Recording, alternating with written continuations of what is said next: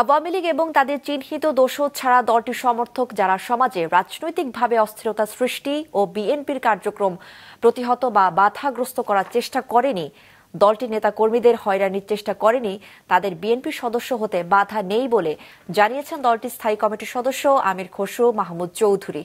দুপুরে চট্টগ্রাম মহানগর বিএনপির কার্যালয় নাসিমন ভবনের সামনে অনুষ্ঠিত চট্টগ্রাম বিভাগের দলের সদস্য ফর্ম বিতরণ ও সদস্য নবায়ন অনুষ্ঠানে প্রধান অতিথির বক্তব্যে তিনি একথা বলেন।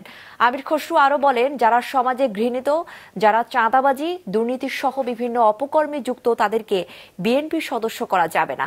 এছাড়া দলের সদস্য পদ অন্ধকারে নয়, প্রকাশ্যে করার নির্দেশনা নেতাকর্মীদের দেন তিনি। এ সময় শহীদউদ্দিন চৌধুরী অ্যারি সহ বিএনপির কেন্দ্রীয় নেতারা উপস্থিত ছিলেন।